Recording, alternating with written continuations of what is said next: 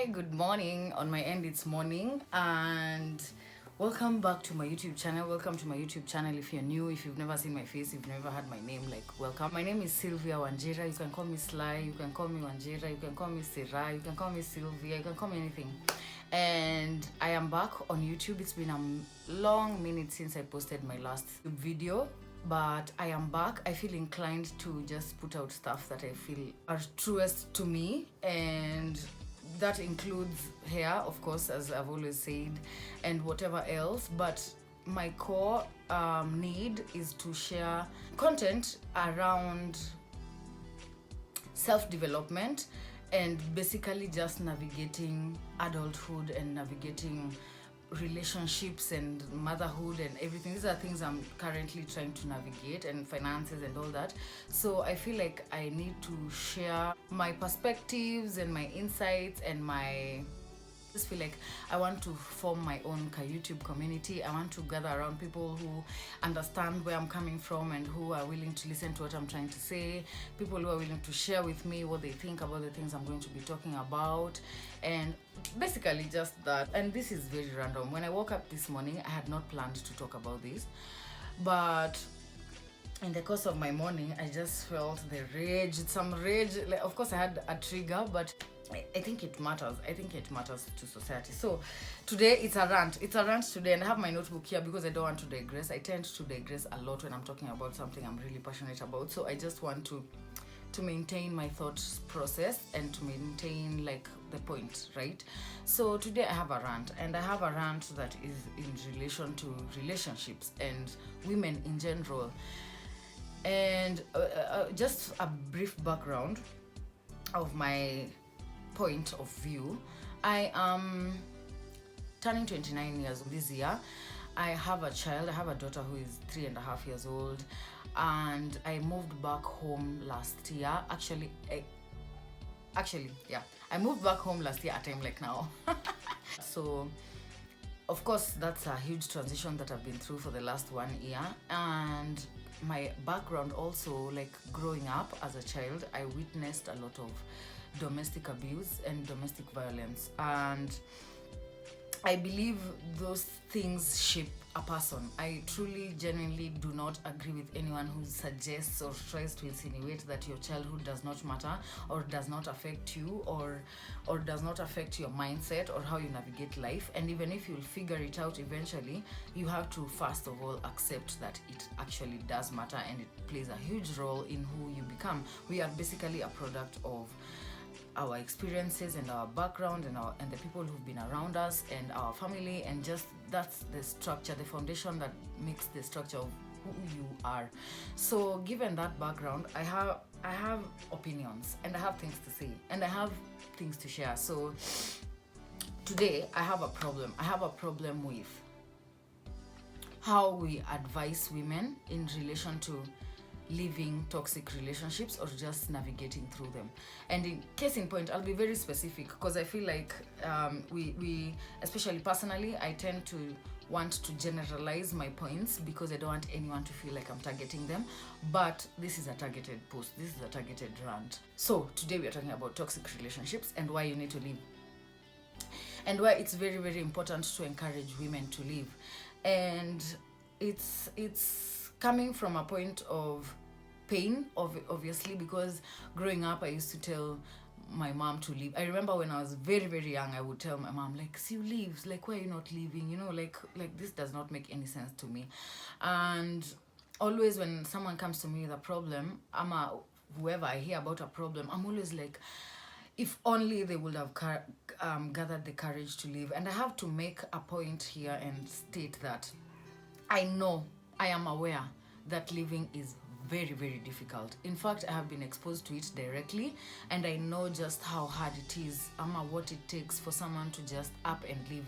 It takes a lot of like shame, guilt, feeling like you're the problem. It takes a lot of actually I have a podcast and we have a whole episode where we discussed exactly why people don't leave. Why don't people leave? When you see someone was killed by their husband, a relationship went south and the man killed his wife and his kids and himself and all that. People are constantly, like, in the comments, they're always going like, see, when you find that a relationship is not working, see, you just leave. So why don't people leave? Like, when you see someone is hitting you, after the first slap, you should just leave. After, it's very misused. I feel like it's very misused. But when you understand why people don't leave, it's very, very deep. And for some reasons I can give, it's financial reasons, like when you're stuck and you don't have money and the only person you can depend on is this person who is facilitating you with the finances.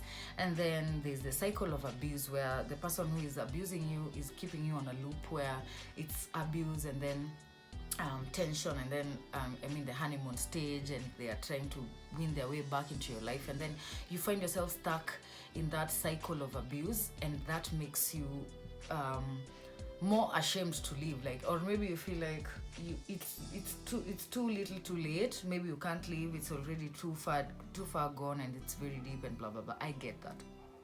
Okay, I get why people don't leave, and it is justified. Your reason is justified. But me, I am here to say that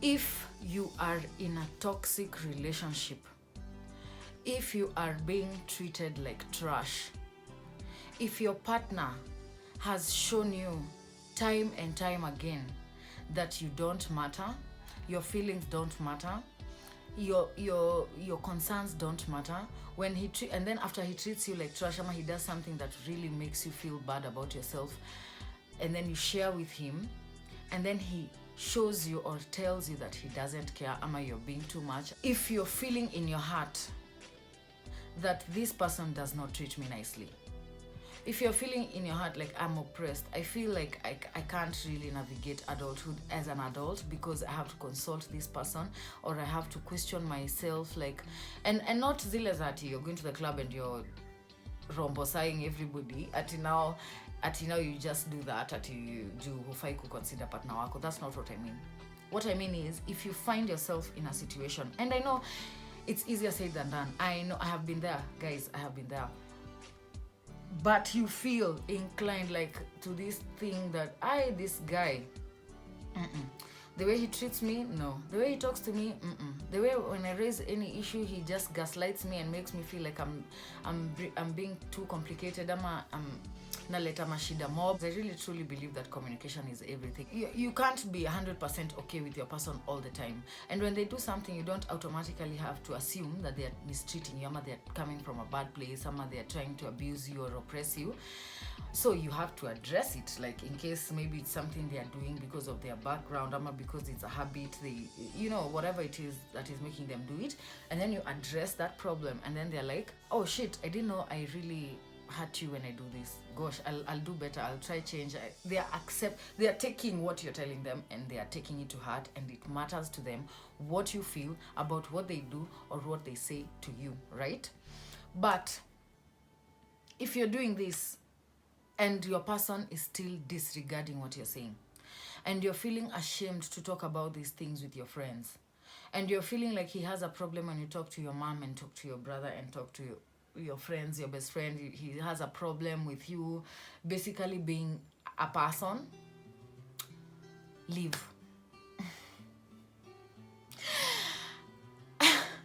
And if you can't leave immediately, start strategizing. And if you can't start strategizing, start praying for the strength to strategize and to leave. Because, and I have a very good reason for this, and I don't care if it's a good reason for anybody else, but I am a product of a unit that was very, very toxic to one another, and they were abusive. One party was abusive to the other, and I witnessed that all my life. And I know now, growing up, I could tell, but now I know for sure that the reason that my parent chose not to leave was very much tied to finances and fear of your partner, and just the shame. You don't want people to know, you don't want your parents to know, you don't want to do what, like the shame. And then also the kids, you're staying for the kids. You want your kids to see two parents in the home and to have a stable home. I get that. I have felt those feelings myself. I feel that deeply. But if you're there and you're staying for the kids, as a kid whose parents stayed for the kids, it's not going to be worth it. It's not going to be worth it. It's not worth it. And I know it's easier said than done. And I know it's very, very difficult to opt to live with your kids. And I know it's very, very difficult to leave your kids.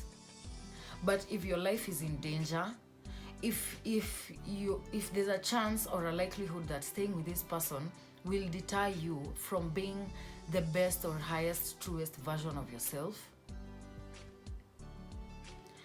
it's not worth it.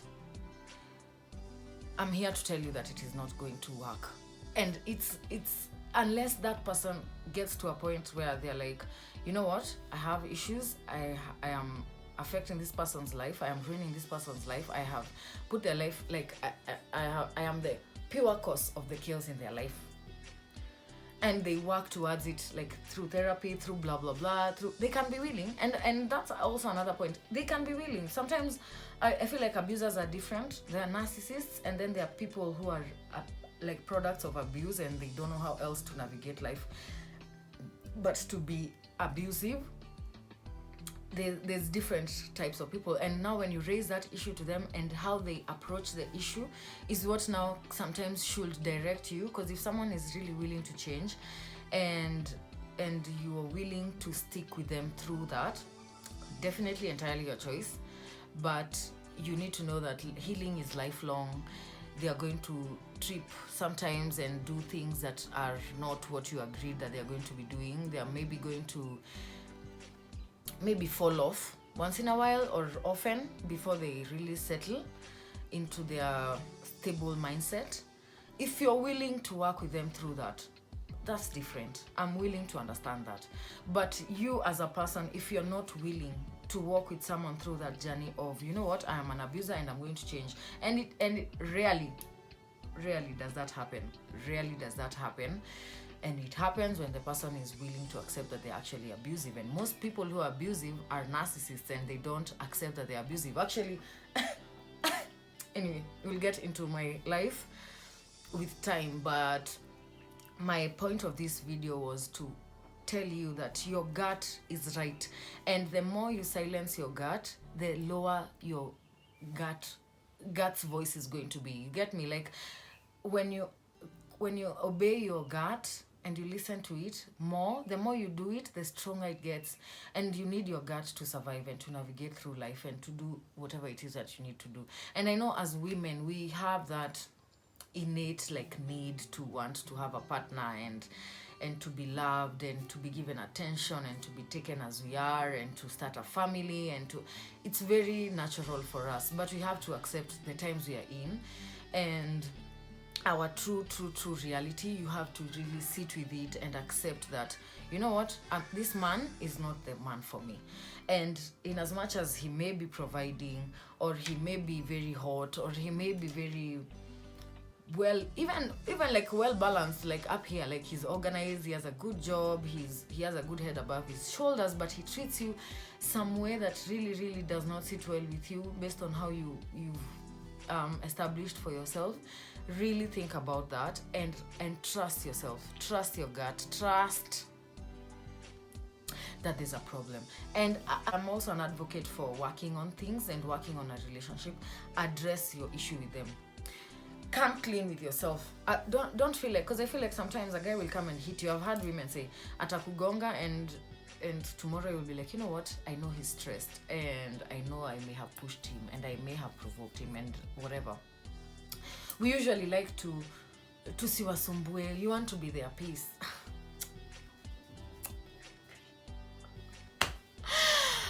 Please, he has to be committed to being your peace as well. He has to be also think. If there's another thing I have a problem with when I'm in a relationship, I like to know that nikiwa peke yangu nafikiria, oh, maybe he was pissed, maybe he was stressed, maybe I did this, maybe I did this. I really do take my time to think where they're coming from, if they're pissed at me or something. but I need to know that you do the same. Like unaniwaza, like unafikiria, how is she, how did what I do make them feel, how did what I say make them feel. I need to feel like you think of me like that, so that I can know we are working, because no relationship is perfect. We are working to make it work for both of us. But if it's abuse, baby girl, if you're being mistreated, if he's not helping you in your journey, if you're a new mom and he's not there for you and you're trying to express to him, and even if you're not trying to express to him, he's seeing your struggle, your daily struggle, and he's aloof and he's nonchalant about it, you need to address that. And you need to address it a lot. As soon as you feel like crap, you need to address that situation. And you need to be attentive in relation to how he reacts and responds. And we're going to be having these conversations more and more on my channel, and I'm going to be sharing more of my thoughts and my insights, because I feel like we really need to up our and I'm not saying whatever we do as women by the way, there's nothing you'll do, or there's no kind of success you're going to achieve that will make you special in a way that now you're immune to abuse. Like you'll meet now people who are respecting you automatically, people who regard you no, like there's nothing you as a person will do to completely protect yourself from abuse or from misogyny or from patriarchy. It's literally not in your control. But what is within your control is, number one, know your worth, know your value, know what you can't take, know what you can't deal with, know your deal breakers, know your boundaries, know them, and be able to spot them. And it doesn't matter if it is the angel, and it's the angel, like Angel Gabriel himself coming, and he's there making you feel like you need to overlook your boundaries and making you feel like blah blah blah, and you feel like he's too perfect, and you feel like you have to overlook your boundaries and your limits and how someone treats you. I know it's hard, but we need to be brave. We need to be brave and understand that the person who will match our value and the value we place on ourselves is there. Believe that he's on his way, and if he's not, be okay with being by yourself as opposed to being with somebody who will treat you like trash, or who will abuse you, or who will make you feel like less of a person and will make your life go south because your self-esteem is low. You can't have as much money as you want. You can't use your money the way you want. You can't manage your own life and your own thoughts. You can't dictate what happens to your kids. If it's someone who is completely displacing you from your purpose, leave. And start listing your deal breakers, start listing your boundaries, start establishing your worth, start figuring out why you settle with these people, why you're drawn to people who are like this. Start doing the work for yourself, so that when you meet a guy, you're with him because you want to be with him and because he treats you properly and he affirms your being. You're not with a guy because, oh, he provides, at least he provides, oh, at least he does not hit me but he calls me a bitch, or at least he, whatever it is that women, we all say all the time. I found myself saying that, like, at least he pays the bills. Like I must be the problem because I don't have a job. And no. Nimekataa na nimejam. Na I need you people, I need us to up our value, establish our worth on our own, and get support from your girls or whoever you feel like has your best interest at heart, and figure out your value.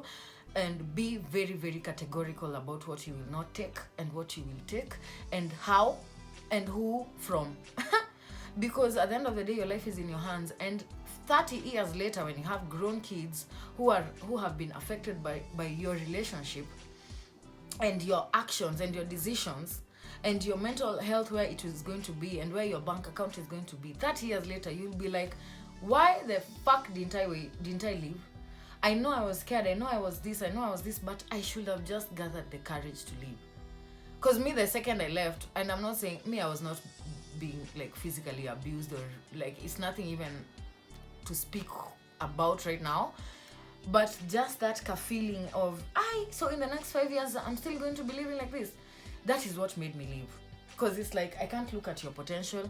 I can't look at how bad I am. I just look at the future. What does the future hold for me? Mtoto akiwa ameenda for the week for a trip, na niko na wewe kwa nyumba, how am I going to be feeling in that house? That is what I'm going to look at, and that is what I looked at, and I gathered every courage I had and prayed. I knelt before God for a very long time to guide me in that decision. I asked my mom what she thought. I asked my friends for support. I asked my friends for insight, like, am I the one who is crazy? Am I the one who is wrong? I asked him over and over again, like, do you think we're okay? Do you think, I did the work. But most of the work was channeling that bravery. Accepting that, you know what, maybe I'll leave him and I'll be fucking broke. Maybe I will leave him and my child will hate me for the rest of their lives because of separating her from her dad and whatever, not giving her a stable home. Those thoughts will always be there. And you might leave and go back. But trust that you have that courage to leave and start and make a life for yourself and find a good person who gives a fuck about you entirely. Trust that, and we need to start trusting that, my babies. Like, let's not fear being lonely. Let's not fear being alone. Let's not fear you're growing too old. You might not meet the person who is there for you. And I'm speaking for myself as well. I'm also scared sometimes. I'm like, what if I'm going to die alone? What if I'm going to die alone? Because genuinely, deeply in my soul, I want a partner. I want a companion. I want to age with somebody. I do. Truly, I do. But I'm not going to settle just to settle with a person just because I want a person. No, I'm going to settle because it makes sense. And I'm going to do my best. And as people hit on you, you need to start just aende akiendanga. Hata kama umekuwa single 3 years and then someone is coming and they're trying to control you and they're trying to reduce your voice, your volume, the volume of your voice or your message into this world. Baby girl, it's time to leave. It's time to leave. It is time to leave, and that will be my message. If nobody is going to tell women to leave toxic relationships, abusive relationships, pointless relationships, unhappy relationships, I'm here to tell you to leave. Okay? I'm here to tell you to leave. Thank you for watching this video. I'm going to be talking about this over and over and over again. I'm very passionate about it. I have a podcast on it. I have a child. I have friends who we talk about this all the time. And I think once we figure this shit out, and we will never really figure it out 100%, we really will just be thriving up in this beach. And we are already. We are the women, the empowerment that is going on. I feel so happy to be alive in this era because women are making major moves, and you can only imagine how much more of an impact we could make if we really detached our value from men accepting us or being with us or choosing us. So that was my message of the day, and I hope you enjoyed this video. I hope you relate. I hope you have questions. I hope you have comments, please, because I am here to take them all, and I'm here to let's talk about this. Where's your mom? What do you think about these kinds of conversations? I have a lot to share, so please stick around, subscribe to my channel, like this video, share if you like it, comment if you have a thought or a question or an opinion or whatever it is. Let's talk about this. It's important to talk about these things and for our overall good. So if you're into that, let me know. DM me, find me on Instagram, find me on Twitter. I'm on a break on Twitter at the moment, but my handle is Sly Wanjera on both platforms. And my podcast is called Beneath the Surface. I have a co-host called Wesh. She's my good friend, and we share a lot of insight in relation to these things. And one episode that I feel like you need to watch to listen to is that one on why people don't leave, so you can have a bit of an understanding of what happens to your mind when you're faced with the thought of I need to leave. What do I do? All those things that we find ourselves asking ourselves. So yeah, let me not ramble further. I'm happy to be here, and I'm happy to speak on things that actually matter to me. So I hope you are as well, and I'll see you on the next video. Until next time, bye.